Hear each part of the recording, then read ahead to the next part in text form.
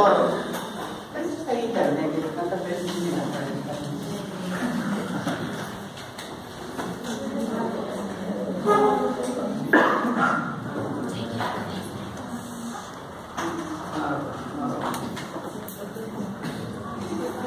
estos son los grados, más o menos, por eso que se dice tú pones grado 2, ha perdido casi 1500 mililitros de sangre, eso será leve. O sea que si 1500 es una hemorragia leve, ¿cuál será la severa?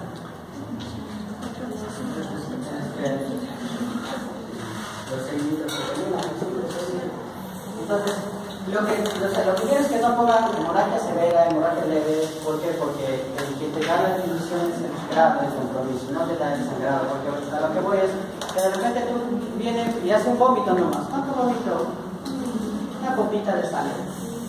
Y antes, es una hemorragia leve.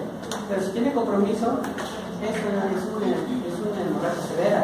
Porque lo que tú estás viendo, como te digo, lo que ha visto es que ha vomitado.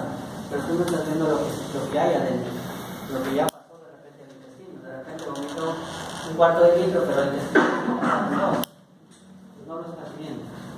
¿Ya? Entonces, el grado de compromiso hemodinámico es el que te establece la definición de que si es grado, si es severo, ¿no? Muy bien. Entonces acá está, lo que más importa de todo esto.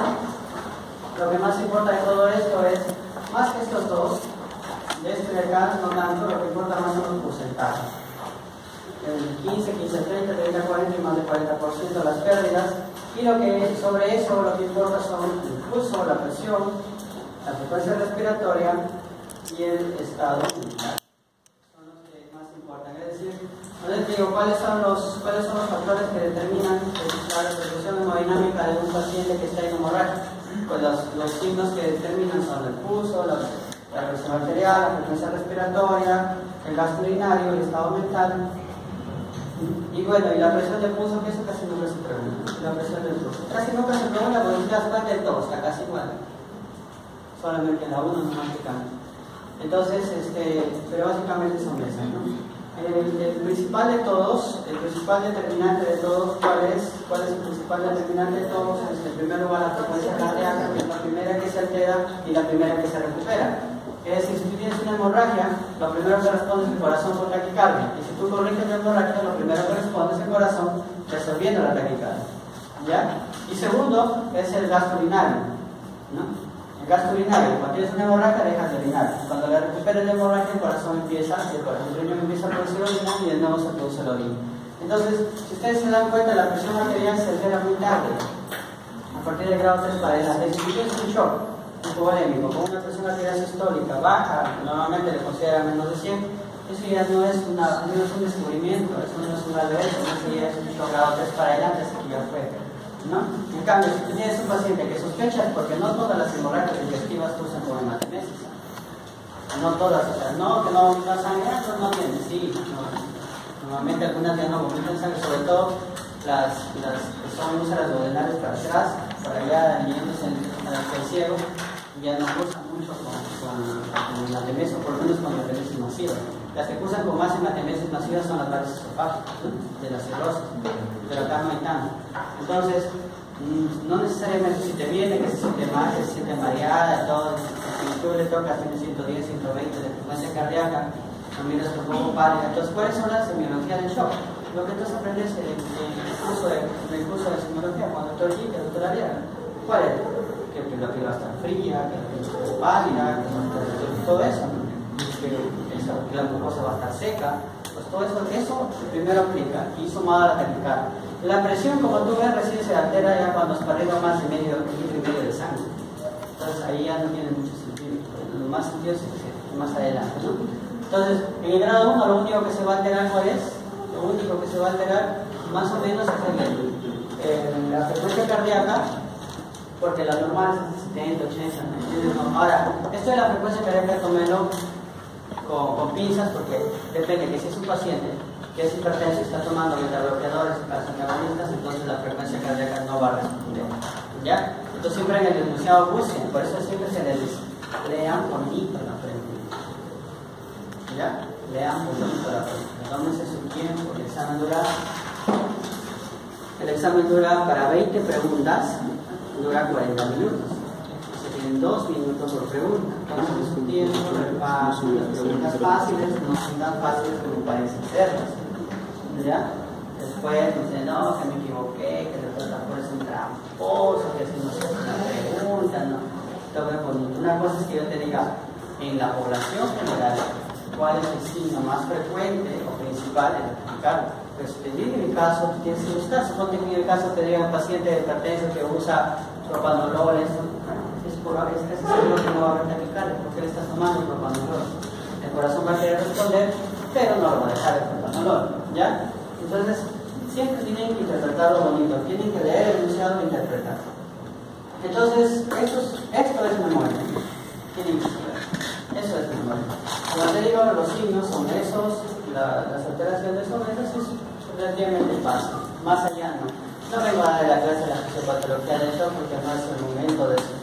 Entonces, esto es, quiero que lo trasladen a su mente o que había que tomar una foto en su guardia del otro año y lo tengan muy presente para su problema de salud.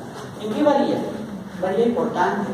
Mientras más grado, menor grado sea, más recuperable es el paciente. Si tú lo dejas en mucho grado 4, hay un daño endotelial, daño se disfunciona y fallece. Independientemente de lo que hagas, después fallece. ¿No? En cambio, si tienes un grado 1, es fácil la recuperación. No sé si habrán puesto en los tratamientos, pero no sé si este paciente le indicaron transfusión dentro de su tratamiento, le indicaron, pero no le indicaron. ¿No le indicaron? Entonces, no le traeré la foto, les iba a traer la foto porque hoy día toca el mensaje a la conciencia, no de despedir. Les iba a traer la foto, pero como yo vi el frente del hospital ya han llegado a mi casa. Pero sí les comenté. Había un interno de medicina o un médico estudiante de medicina o un doctor que le decía al paciente, sabes que no te preocupes, está en mexicano, no te preocupes, güey, que no te vas a morir, Harris dice que no te vas a morir, ¿no? Y el paciente estaba cubierto con periódicos. Entonces, ¿qué quiere decir? Que la medicina no es estática, la medicina no es el Harrison, la medicina no es el libro, la medicina no son las vías por muy metaanálisis que digan, por muy que a ustedes los van a impresionar que el último metaanálisis dice que esto, que lo otro, que los ecosistemas, es mentira. La medicina es el paciente y tú. Ahí estás, frente a frente, así como cuando te vas a declarar a una chica, pues ahí con todo el estrés. Eres tú y él, nada más. Este paciente de acá sí se le transfunde, porque tiene grado 2 a 3, si no es 3 es grado 2, pero él dice que es grado 3, le pone grado 3, dice que no es indicada la transfusión, la hemoglobina está 12, perfecto, la hemoglobina está 12, dice la del libro que la hemoglobina se transfunde a partir de 4. 7 son anemias crónicas. ¿Cuál es la diferencia entre lo crónico y lo agudo? Que lo crónico, ya, el tiempo, el tiempo, pero ¿cuál es la diferencia entre ambos? Que en el agudo el organismo no se adapta. El organismo no se adapta. Es decir, si yo ahorita te corto la yugular y te saco un litro de sangre y te lo tapo, el organismo no tuvo el tiempo de adaptarse. En cambio, si tú pierdes gotita por gotita la sangre, gotita por gotita, o algunas mujeres que llegan a anemia severa, menstruación tras menstruación, menstruación tras menstruación, el organismo, conforme va pasando el tiempo, se va adaptando. Y por eso que tú tranquilamente ves a una mujer, a una paciente dando vuelta por ahí con hemoglobina de 6, salvo que suba al 8º piso corriendo, o la verás, se desmaya, ¿no? Si no, está tranquilo. En cambio, si tu pérdida es aguda, al toque, por eso que tú ves a un paciente con hemoglobina 6 y no tiene taquicardia. Un poquito de mareo, pero no tiene taquicardia. ¿Por qué? Porque su organismo no se adapta. ¿Ya? En cambio, si es una pérdida rápida, aguda, una hemorragia, un shock inmediato, el organismo no tiene tiempo de adaptarse y por lo tanto se va a disfuncionar más rápido. Entonces este paciente tiene un shock grado 2. En el grado 2 yo iría pidiendo ya la sangre, pero una unidad todavía, yo te lo voy a explicar por ahí. Pero en el grado 3 yo ya voy tocando la puerta que lo traigan de inmediato. ¿Por qué? Primero, no es el libro, no es medicina, ni medicina es el libro. Medicina se destruye el paciente, ya te he dicho. Entonces acá, ¿por qué se le va a transfundir? En ningún libro van a encontrar que se transfunde. Y eso está bien lo que ustedes han contestado. Pero los libros y las guías están hechas de los médicos de los hospitales americanos, europeos, canadienses, filipinos, Groenlandia, Islandia, que está de moda, que la Europa casi gana. Entonces, pero no me interesa. ¿Cuál es la diferencia entre ellos y nosotros? Es el tiempo de atravesación. Tú vas a Estados Unidos y sangre, pum, pa, y ya tengo que hasta el mismo Drácula viene y escupe. Tú toca sacar todo el día sangre. No hay. Está ese depósito. Mañana que venga a hacer sangre. No está indicado sangre. No pasa nada. Esa es la primera. Lo segundo, esta es una pérdida muy aguda y se pasó rápido al grado 2 o 3. Entonces, si se pasó al grado 3 ya está indicada. Esa hemoglobina de 12 no es la real. Definitivamente no es la real. Es hemoglobina basal antes del sangrado. Esa hemoglobina de 12 es lo que la mujer tenía como basal. ¿Ya? Entonces, 6 horas recién se va a redistribuir el flujo sanguíneo y ahí se va a ver su hemoglobina real. En un grado 2 ya perdió cuánto de sangre, 1500 como máximo. En medicina nosotros siempre tenemos que ponernos en el peor escenario. Nunca menospreciar a un paciente, siempre ponernos en el peor escenario, ¿no? Y si está en un grado 3 ya se fue hasta 2000. Entonces quiere decir que casi la mitad de su sangre. Casi la mitad de su sangre. Por eso es que sí se trata. ¿Ya? Ahora, no está indicado según los libros, eso es cierto, pero eso ya depende de cada uno. Yo prefiero tenerlo, así decía, ¿no? Una vez les dije, ¿no? Yo prefiero tenerlo y no necesitarlo, antes que necesitarlo y no tenerlo, ¿no? Y eso aplica para todo en la vida. Entonces, eso es lo que tengo que tener. El segundo es esto. Eso fue así me dijo mi amigo, por eso que terminó siendo papá. Entonces, el segundo es esto que ustedes tienen que definir muy bien. Esto sí es muy bien, tienen que definirlo. ¿Cuáles son las condiciones? Ese paciente vino con hematemesis, ¿no? El paciente vino con hematemesis porque vomitó sangre. Pero entonces ustedes tienen que diferenciar muy bien qué es una hematemesis y qué es una hemoptisis principalmente. Lo del oído como que no llama mucho la atención, porque en realidad el oído es fácil, ¿no? Perdón, la de la epistaxis. La epistaxis es fácil, aquí no le da una epistaxis, el sangrado que de pronto aparece por la 50 te das y cae la gota de sangre, es decir,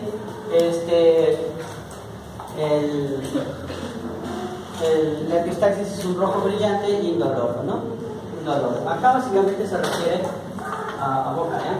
Eso no lo tomé en cuenta, estamos hablando nosotros de la epistaxis. La epistaxis básicamente es aquí.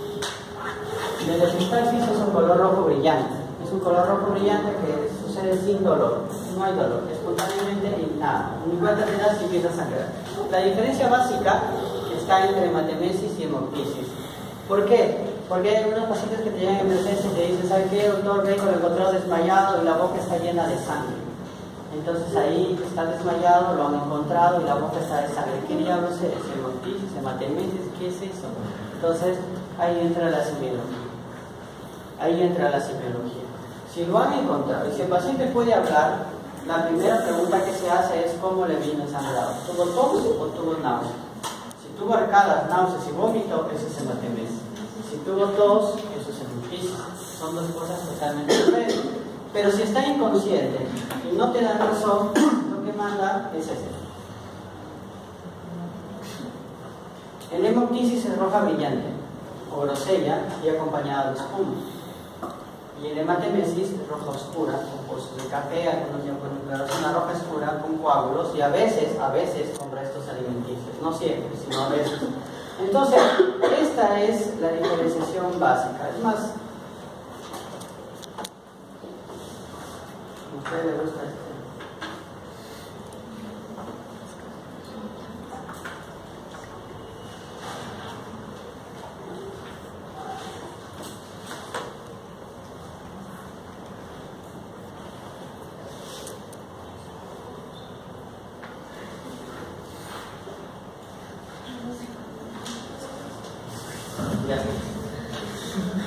Esto es hemoptisis y esto es hematemesis.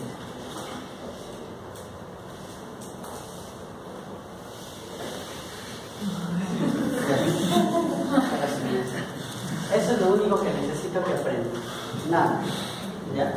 Que pH, que eso olvídenlo, ya. Eso, aparte que ni se hace en la emergencia. ¿Ya? Esto es lo que único que necesito. Hemoptisis es roja brillante, espumosa, roja grosella. Roja grosella también le llaman, espumosa. Y viene con la tos. Se acabó.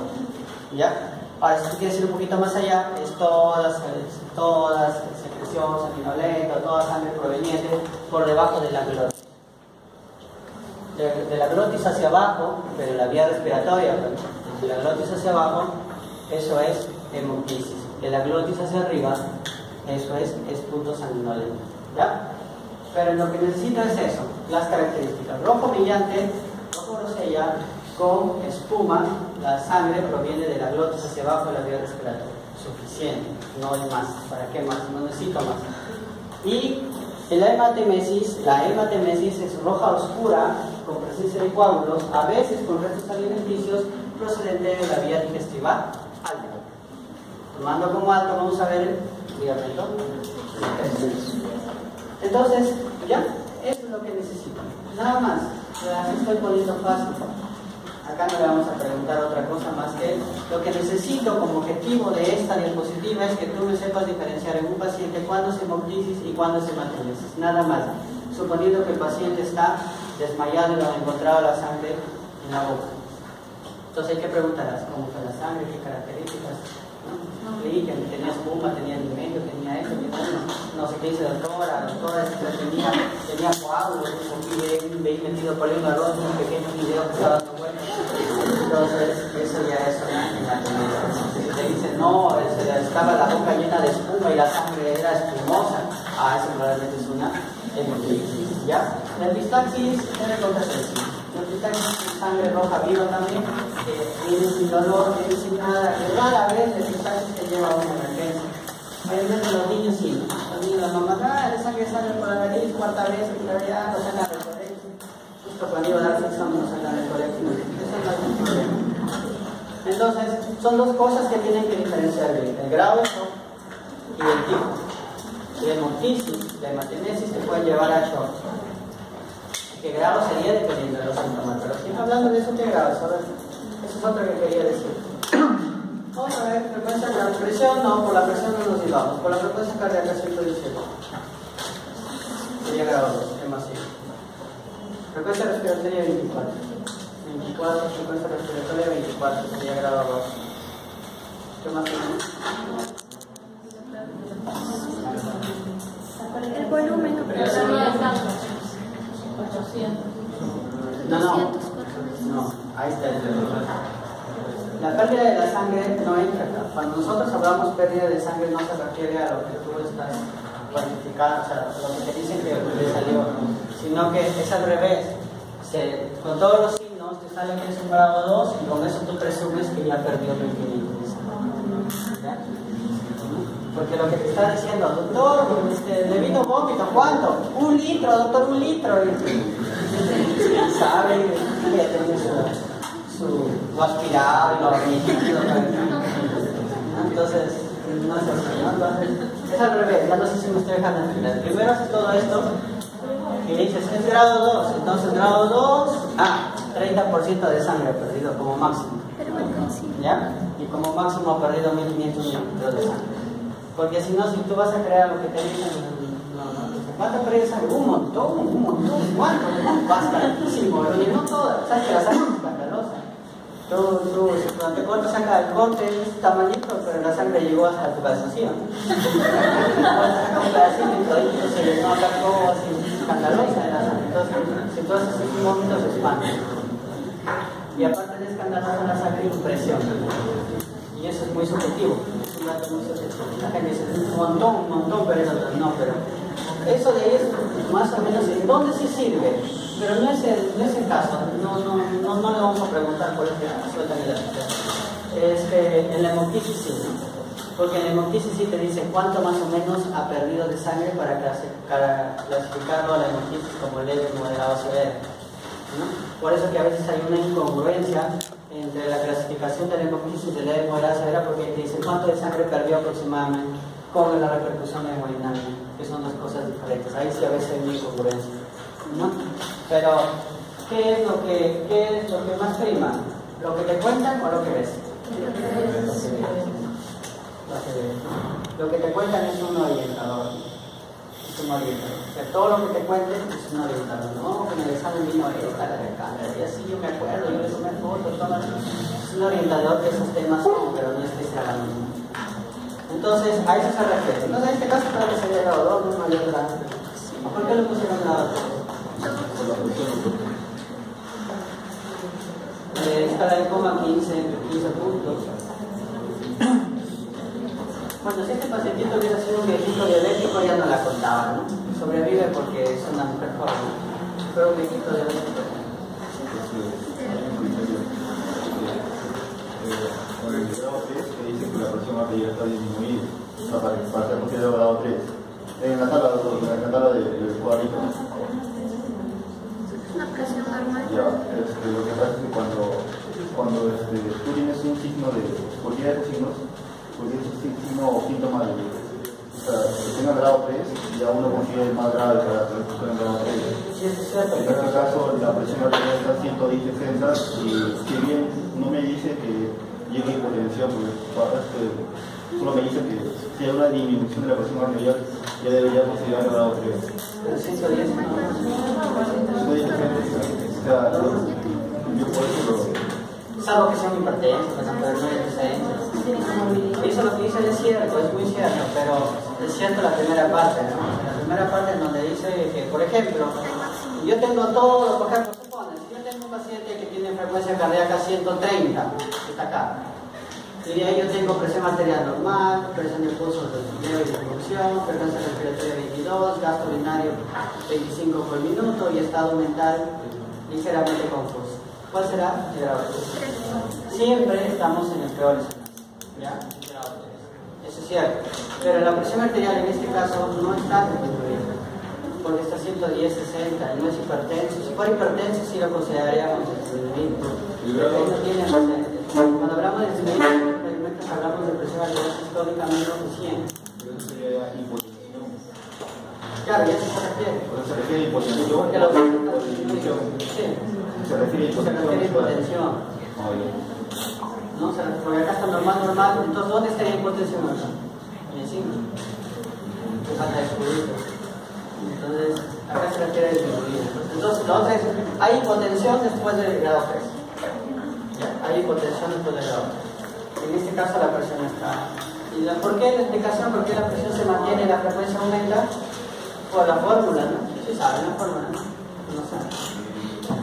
Que la presión arterial es igual al gasto cardíaco por la resistencia periférica y el gasto cardíaco es frecuencia cardíaca por volumen sistólico. Entonces la frecuencia cardíaca aumenta y la presión se mantiene. Pero eso es igual que la ley de Frank Starling. La ley de Frank Starling dice que a mayor precarga, mayor estiramiento, mayor fuerza de contracción, pero eso hasta un punto y luego eso se vence y ya se acaba, ¿no? Igualito es en la frecuencia cardíaca. Por eso que en este tipo de shock las manos están frías y pálidas por la vasoconstricción periférica. Bueno, pero eso ya quizás es un diálogo. También se necesitan de algo, dejamos esa exposición. Muy bien, entonces el otro término a diferenciar es las características de una hemorragia digestiva. Entonces nosotros ya tenemos qué es shock, su grado de shock, también tenemos la diferenciación entre una hemoptisis y una hematemesis. Ahora tenemos las definiciones de cada uno. Y eso de arriba ya lo saben, así que está por demás. Alta y baja. Esto está por demás. En donde tienen que saber diferenciar es en hematemesis, hematopesia, rectorragia también hay algunos le llaman, melena y pérdidas ocultas en sangre. Primero, ¿qué es hematemesis? Ustedes ya lo han visto. Si tienen que definir hematemesis, ¿cuál sería la definición? Vómito, sangre. Sí, es sencillo, vómito con sangre. Entonces, el siguiente es hematopesia. ¿Qué es hematopesia? Sangrado con eso.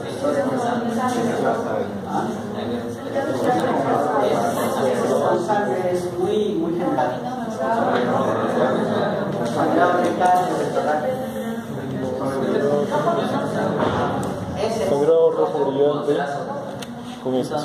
Entonces, hematopesia es heces de coloración roja vinosa. ¿Ya? Roja vinosa. ¿Ya? Melena heces negras, así como la carpeta de sol, así como el color escarlata, heces negras, malolientes, fétidas, pestilentes. Ese es melena. Cuando hay una melena en el piso, hay una melena en el piso 5 del hospital de nosotros, hasta el director que está en nosotros no lo puede. Se extiende así y se impregna en tu ropa. Esa es una verdadera una melena que se respeta.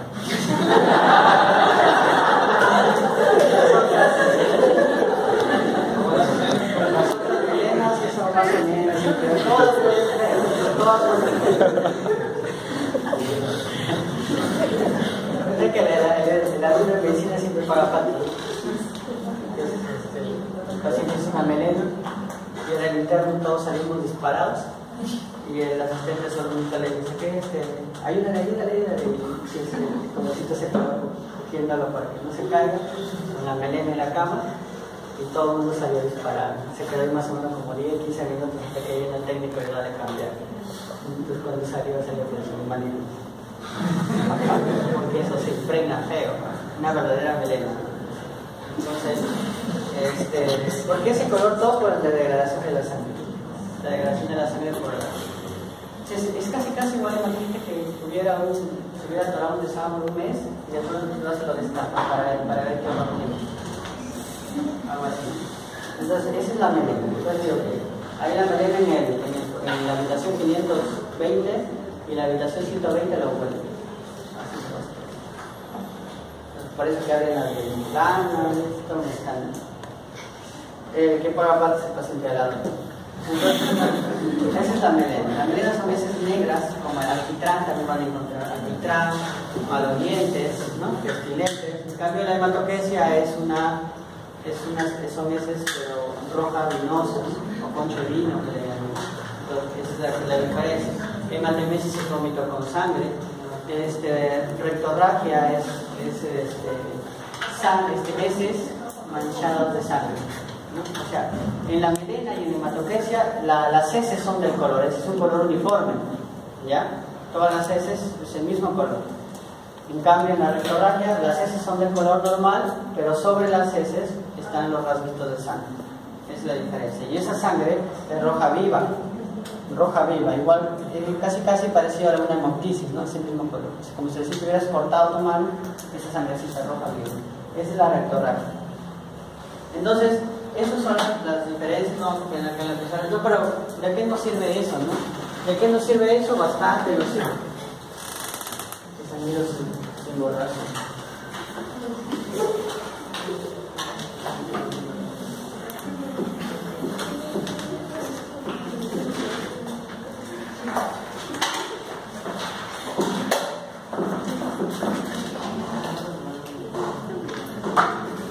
Muy bien, ¿de qué nos sirve diferenciar esto? Bueno, nos sirve diferenciar que gracias a esto nosotros determinamos el nivel de sangrado, porque todas determinan una hemorragia gastrointestinal. Todas. No todas estas son, por eso se llaman hemorragias digestivas.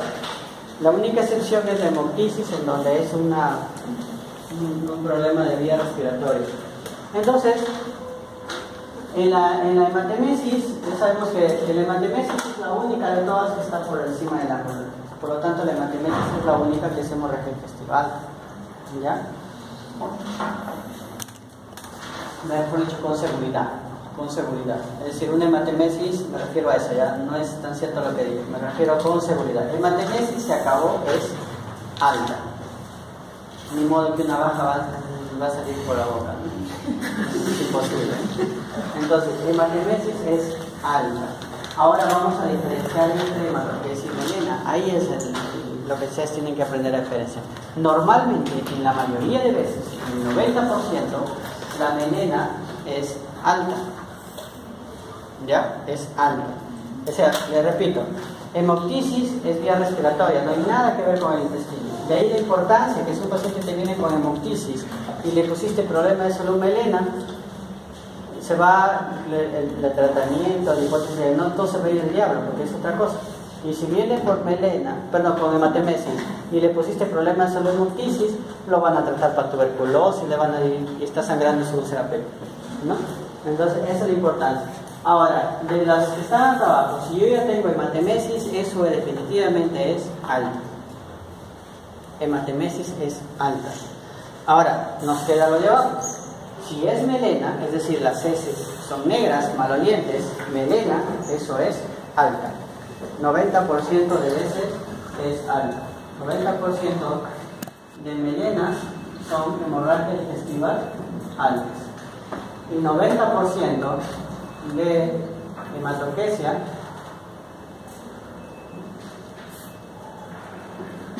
son hemorragia digestiva baja. ¿Ya? La explicación del color es, o sea, no es que las bajas te den sangrado rojo vinoso y las altas te den sangrado negro. No es así, sino que porque mientras más tiempo está la sangre en el intestino, más color oscuro toma. ¿Ya? Eso es así, por degradación. Mientras más tiempo tiene, más color negro tiene. ¿Ya? Entonces de ahí vienen las excepciones. Cuando la melena será una baja. Si yo te dije que el 90% es alta, el 10% es hemorragia digestiva baja, ¿no? ¿Pero en qué condición? En un tránsito lento. ¿Ya ustedes sí lo saben? Ya no está en clase. En un tránsito lento. Si yo tengo una hemorragia digestiva baja, pero el tránsito está bien lento, más tiempo, más oscuro, y ahí es donde a veces salen las pseudomelenas, las casi melenas, ¿no? Negras, ligeramente molientes, pero no tan escandalosas como las otras. Entonces por ahí podría ser. Entonces, y viceversa. La hematoquesia es baja, pero ¿cuándo será alta? Cuando el tránsito está rápido. Entonces, así es. Entonces, si viene un paciente y viene por melena, lo más sensato pensar en primera intención es que es una hemorragia digestiva alta, ¿no? Si tú haces la endoscopía y no hay nada, entonces ya te vas por la hemorragia digestiva baja. Y viceversa, si viene por hematoquesia, lo más importante es pensar en ese momento es que es una baja, ¿no? Y si no hay nada, ya es pensar que es una alta, ¿no? Aunque, ¿qué te va a diferenciar un poco? Es los exámenes, un examen físico, si están ruidos intestinales muy aumentados, aunque eso tampoco no es tan fidedigno, pero como es 90%, siempre se piensa así, ¿ya? Entonces, y hematemesis sí, pues, ¿no? Hematemesis es 100% alta, ¿ya? 100% alta. Entonces, ahora, ¿cómo tú determinas entre melena y hematoquesis? El tacto rectal. Salvo que veas la deposición en ese momento, es el tacto rectal quien manda, ¿no? Es decir, agarras, señor, es un tacto rectal para ver, no para examinar próstata, sino para simplemente ver las heces, ¿no? Si te dice que está haciendo sus heces negras, hay que confirmarlo, ¿ya? Siempre lo que el paciente te dice tienes que confirmarlo. Eso, aunque a veces implique, las palabras no están tan bien claras, pero violar su privacidad, ¿no? Yo sé que el tacto rectal a nadie le gusta y toda la cosa, ¿no? Pero si te dice que está haciendo deposiciones negras, tienes que comprobarlo. Porque una cosa es lo que te dice el paciente y otra cosa es lo que tú encuentras, ¿ya? Más o menos así dice, no, ¿por qué? ¿Le hiciste tacto rectal? No, porque el tacto rectal, ¿para qué? Pobrecito. Entonces, no, que le vaya a gustar, ahí nomás. Y entonces, en gastroenterología está el que no mete el dedo, mete la pata, ¿no? Porque te diferencia. Si él te dice fue negra, pero para él puede ser hematoquesia negro. ¿No? Para él puede ser hematoquesia negro. Entonces tienes que hacer el tacto rectal, sacar los heces, olerlo, ¿no? Aspirar profundamente y con eso tomar tu diagnóstico. Porque si no pierdes tiempo, ¿no? Si viene por una melena y te digo, no está tan negra, está medio vinoso. Es lo que él cree, ¿no? Entonces no es una baja. Y se mete colonoscopia, entonces no hay nada. Entonces, siempre el tacto rectal es importante, ¿no? Es importante, sobre todo en estos casos de emergencia. Ahora, diferentes que si vienes, el paciente que está usando pañal y con la deposición, y tú te examinas y ya viene con la deposición, no, es el tacto rectal, que ya está la deposición ahí. Entonces, y la rectorragia son, o sea, acá son las heces de ese color, las heces son de ese color, es decir, es un color uniforme, negro, rojo vinoso. En cambio, la rectorragia, las heces son del color normal, pero sobre su superficie está el sangrado, rojo vino. Entonces, acá, y causas de melena, pues tienen las varices esofágicas, tienen la úlcera gástrica, tienen la úlcera péptica, y tienes que también más, bueno, es muy casos muy raros de las hemorragias en el tubo digestivo delgado. Y causas de hematoquencia, las más frecuentes son la enfermedad reticular del colon, los pólipos y los cánceres también, pero los cánceres en un inicio dan esto, ¿no? Pérdida de sangre oculta. ¿A qué se refiere pérdida de sangre oculta? Cuando llamas allá su nombre, es hasta insultarlos, explicarles de qué significan las pérdidas de sangre oculta. Lo único que sí tienen que saber es que es la primera manifestación del cáncer de colon. Pérdidas de sangre oculta. Muy quiero que yo era un periodista deportivo que siempre él falleció con cáncer de colon y siempre recomendaba a él que todos los pacientes varones más de 40 años, y sobre todo si son diabéticos, porque eso yo sí les he dicho, que el cáncer de colon está asociado a la diabetes, ¿no? Sí, les he dicho. Busca la grabación de la segunda clase. Recomendaba hacerse el test de TBM, para el sangre oculta, ¿no? Su nombre lo dice. El color dice, no, pero los heces son normales, que por eso se llama oculta. Por eso se llama pérdida microscópica. No, pero que tienen heces son normales, pero por algo se llama microscópica oculta. Entonces, ahí, ¿qué color tiene la pérdida de sangre oculta en eso? ¿Qué color tiene la pérdida de heces? Eso solo se detecta con el test de ¿ya? Que si sale negativo no descarta nada, y si sale positivo no confirma nada. Conclusión, no sirve. Pero si el test de TB no sale negativo, no te descarta que haya una hemorragia. Y si el test de TB no sale positivo, tampoco te confirma que hay una hemorragia.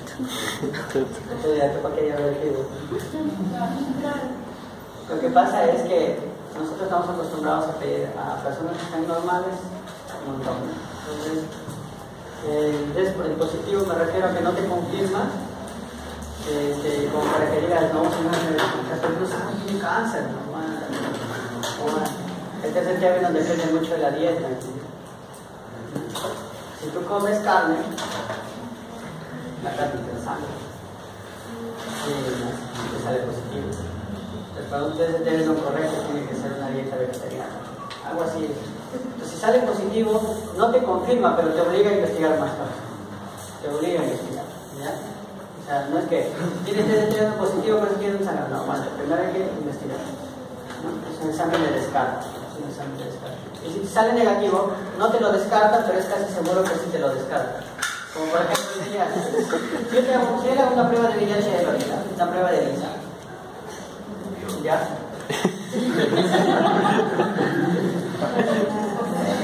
Si yo hago una prueba de VIH para el ELISA y sale negativa, prácticamente la descarta la enfermera. En un 90%, pero un 10% que no lo descarta. Hago así el test de TB. Y si le hago una prueba de Western blot, si sale positivo, te confirma la flu, pero si sale negativo, no te la descarta. ¿Ya? Entonces, así es, el test de TB no es igual. Si el test de TB sale negativo, quiere decir que si el test de TB no te sale negativo y tú tienes la sospecha, se vuelve a solicitar. ¿Ya? Si el test de TB no te sale positivo y tienes la sospecha, investiga más allá. Ya con otros procedimientos, colonoscopía, endoscopía, lo que sea. Entonces no es que se quede, no es que sea el gol estándar el test de TB. Esas son las pérdidas de sangre oculta. Muy bien, entonces hasta ahí. Y finalmente, el caso clínico que tocaba hace como 3-4 semanas era la hipertensión. La hipertensión es un tema muy importante. Lo toco porque, bueno, ya está hecho el examen, voy a corregirlo, yo no lo voy a repetir. O lo dejo ahí y ya. Hasta que hay una pregunta. Está demasiado sencillo. ¿Cómo tú determinarías tu tránsito intestinal? Creo que sí les dije, ¿no? Una forma sencilla, pues agárrate. Quiero saber cómo es mi tránsito intestinal. Si está... Dice, el tránsito intestinal está normal porque yo hago mi deposición todos los días. Sí, pero de repente la deposición que estás haciendo ahorita es la que comiste hace 5 días, ¿no? Entonces, el tacu-tacu del domingo pasado recién estás botando. Entonces, no tiene sentido. Una forma natural es cometer una beterraga completa y esperas pacientemente hasta que tus heces caigan de colon. Y ese es el tránsito intestinal que tienes. Es una forma natural, ¿ya? Es una forma natural. Si te comes una beterraga completa, a la hora o a las 2 horas o en la siguiente orina que tú tengas, te apuesto que tu orina, la diuresis, la orina va a cambiar de color. Y se va a hacer media, va a girarse un colorcito medio moradito. Porque es un colorante natural, el color negro lo elimina. Tómate una Fanta, una cola inglesa, el color se queda en tus dientes y pega en la vejiga para producir cáncer. Entonces en este caso no, es un colorante natural. Pero la orina es inmediato, en cambio las heces te demoran. Así como te vas a tu casa, te comes una beterraga y cuando tus heces salgan moradas, ese es el tránsito que has tenido. Va entre 12, los exagerados, hasta 72 horas. 12 es muy exagerado, pero dicen hasta 12, pero normalmente es 24 a 48 horas. Ustedes calculen su tiempo, porque por alguna vez han comido beterraga.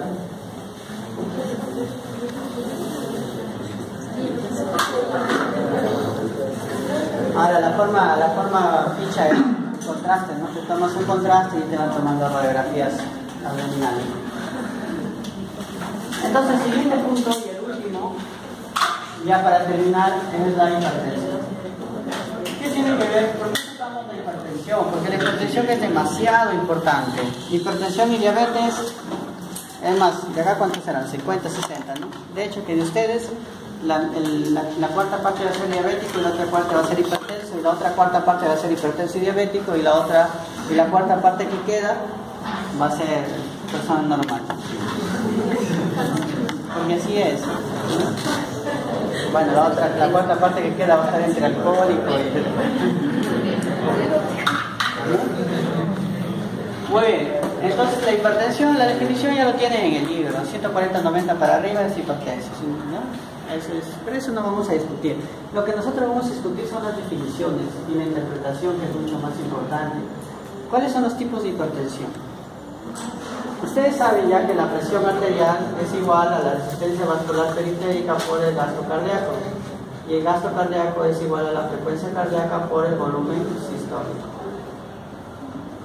¿no? Esa es la fórmula de la presión arterial. Entonces, acá se explica muy bien el shock, es otro tema.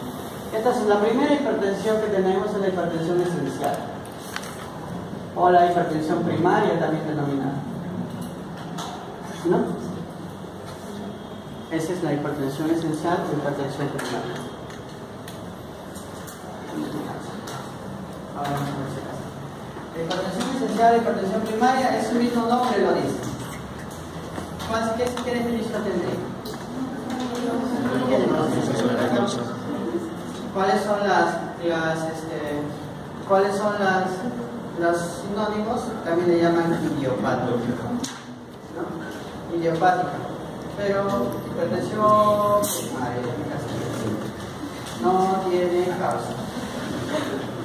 No tiene causa. Páralo, por favor.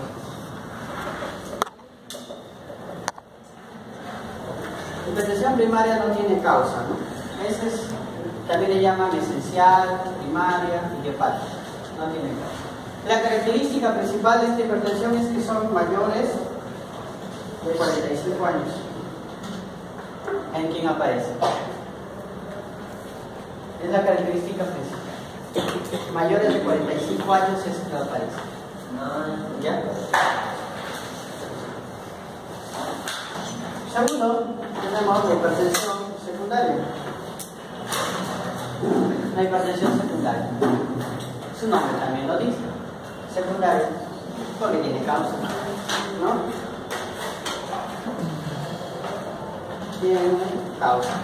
Tiene causa. ¿Ya? su nombre lo dice.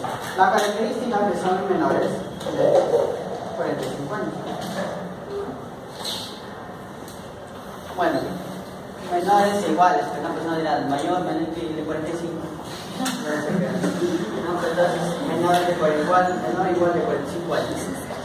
Entonces, la hipertensión primaria mayormente se presenta en mayores de 45 años. Los factores de riesgo conocidos es sedentario, obeso, juventud a tomar mieles, borracho,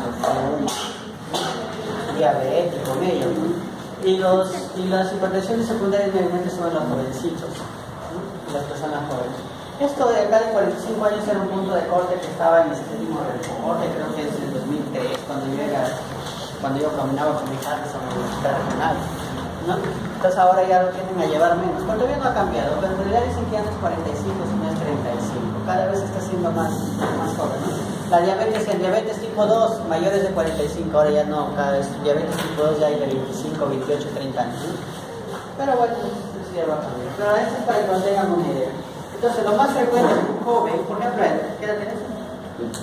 23 años, debuta con hipertensión, ¿qué pensaremos primero? Secundaria. Empezaremos secundaria. Y un varón de 80 años debuta con hipertensión, ¿qué empezaremos? Primaria. Pero.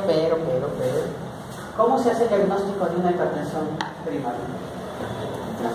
Descartando todas las posibilidades. Descartando la secundaria. Descartando la secundaria. Tú le buscas, no hay causa primaria. Eso siempre se tiene que hacer ya.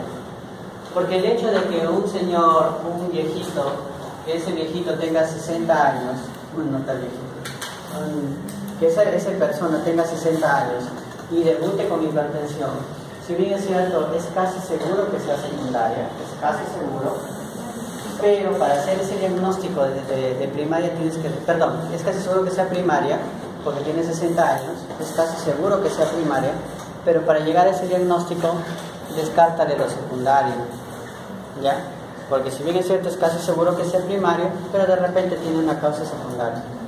O sea, en otras palabras, descarta secundario siempre, ¿ya? Siempre. Pero la incidencia es más frecuente en primario, en mayores de 45, o secundario en menores de 45. Acá tenemos causas conocidas.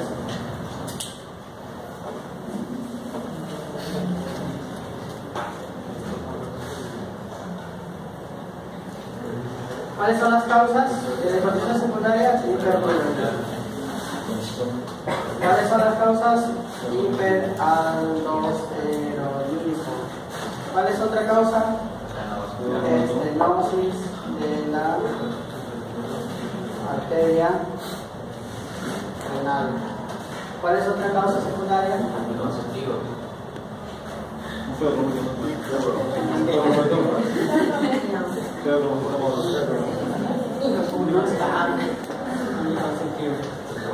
El anticonceptivo es un factor de riesgo cardiovascular, sí, pero que sea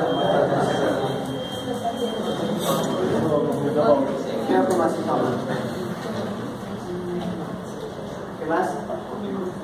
Corticoides. Aunque más no para diabetes, ¿no? Pero ya corticoides. ¿Qué más? Enfermedad renal crónica. ¿Qué más? Tumores renales. Específicamente el reninoma. El reninoma aumenta la secreción de la renina. Básicamente. Entonces, después no descarto, pero fácil. Descarto dependiendo de la clínica, pues, ¿no? Vamos a ir a tratar todo.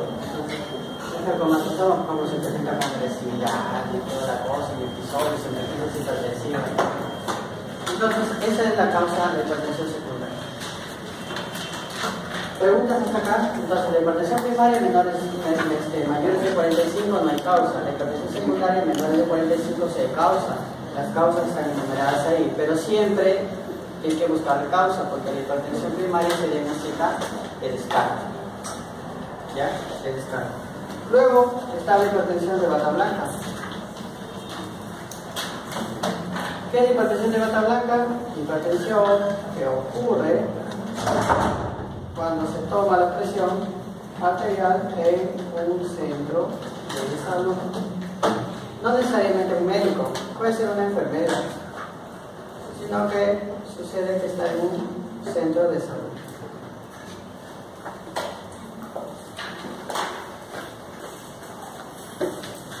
¿Ya? En un centro de salud. Esa es la hipertensión de la tabla. O sea, la hipertensión ocurre cuando viene a tomarse su presión, ya sea al consultorio particular, al hospital, a la enfermera, al policlínico, donde sea, pero ahí ocurre, le toman y le encuentran alto. Esa es la hipertensión de bata blanca. Y en ningún otro momento de la hora le se va a su casa y le toma la presión de su casa, está normal. Pero siempre que lo vea el doctor o a la enfermera, se le sube la presión. ¿Cuál es la causa principal de eso? Sucede una activación Simpático. del simpático por estrés, ¿no? Por estrés. Esa es la causa, ¿ya? Esa es la hipertensión de bata blanca. Luego tenemos la hipertensión refractaria. ¿Cuándo es la hipertensión refractaria? Cuando no se controla. ¿Qué va? No es así. La hipertensión refractaria es cuando no responde. Dos antihipertensivos y un diurético.